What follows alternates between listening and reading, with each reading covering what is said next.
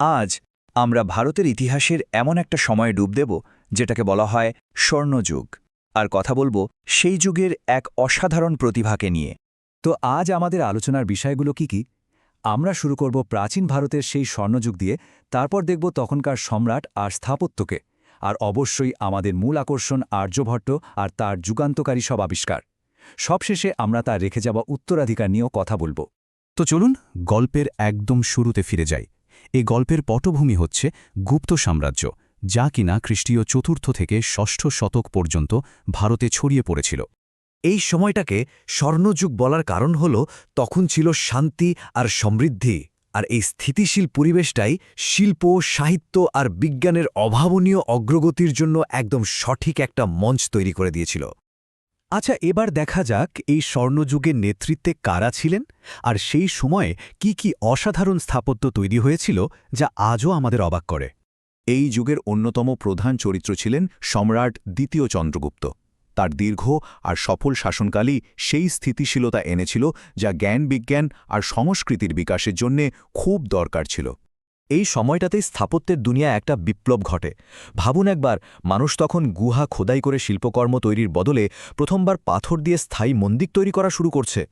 বেশ, মঞ্চ তো প্রস্তুত। এবার আসা যাক আমাদের গল্পের আসল নায়কের কাছে, একজন সত্যিকারের বৈজ্ঞানিক নায়ক। আর ইনি হলেন আর্যভট্ট, তার সময়ের অন্যতম সেরা একজন বুদ্ধিজীবী। আর সবচেয়ে অবাক করার মতো বিষয়টা কি জানেন? মাত্র ২৩ বছর বয়সে তিনি তার সবথেকে বিখ্যাত কাজ আর্যভট্টীয় লিখে ফেলেছিলেন। আর তার এই সব অসাধারণ কাজের পীঠস্থান ছিল নালন্দা বিশ্ববিদ্যালয়, যা ছিল তখনকার এক বিশ্ববিখ্যাত জ্ঞানচর্চার কেন্দ্র। এখানেই তার ধারণাগুলো ডানা মেলার সুযোগ পেয়েছিল। কিন্তু কি এমন করেছিলেন তিনি? কি ছিল তার সেই যুগান্তকারী সব আবিষ্কার যা আমাদের মহাবিশ্বকে দেখার চোখটাই পাল্টে দিয়েছিল? চলুন শুরু করা যাক এমন একটা সংখ্যা দিয়ে যা হাজার হাজার বছর ধরে মানুষকে ভাবিয়েছে। হ্যাঁ, পায় এর কথাই বলছি। আর্যভট্টের হিসেবটা ছিল এইটা। তখনকার সময়ে সারা পৃথিবীতে পায়ের এত নিখুঁত মান আর কেউ বের করতে পারেনি। এটা কিন্তু শুধু একটা সংখ্যা ছিল না, এটা ছিল গণিতের দুনিয়ায় একটা বিশাল বড় লাভ। এই যে সহজ কথাটা, স্থান থেকে স্থানে 10 গুণ, এর মধ্যেই কিন্তু লুকিয়ে আছে আজকের দিনের সমস্ত গণিতের মূল ভিত্তি, মানে ডেসিমাল প্লেস ভ্যালু সিস্টেম।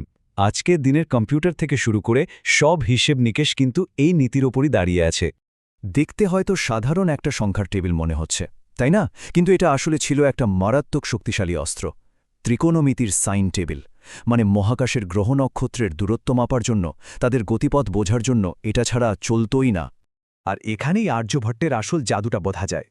একদিকে মানুষ ভাবছে রাহু নামের এক অসুর চাঁদ সূর্যকে গিলে ফেলছে, আর অন্যদিকে তিনি একদম বিজ্ঞান দিয়ে বুঝিয়ে দিচ্ছেন যে এটা আসলে পৃথিবীর আর চাঁদের ছায়ার খেলা। একবার ভাবুন তো, কোপার্নিকাসের শত শত বছর আগে একজন ভারতীয় বিজ্ঞানী বলছেন যে পৃথিবীটা ঘুরছে। চাঁদ বা অন্য গ্রহের যে নিজের আলো নেই, সেটাও তিনি ধরে ফেলেছিলেন, আর পৃথিবীর পরিধি প্রায় কাঁটায় কাঁটায় মিলিয়ে দিয়েছিলেন। এগুলো নিছক ধারণা ছিল না, এগুলো ছিল তখনকার সময়ের জন্যে একটা বৈজ্ঞানিক বিস্ফোরণ।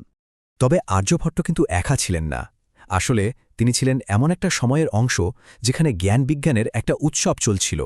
কথিত আছে সম্রাট বিক্রমাদিত্যের রাজসভায় ছিলেন 9 জন অসাধারণ জ্ঞানী ব্যক্তি, যাদের নবরত্ন বলা হতো, আর আর্যভট্ট ছিলেন তাদেরই একজন।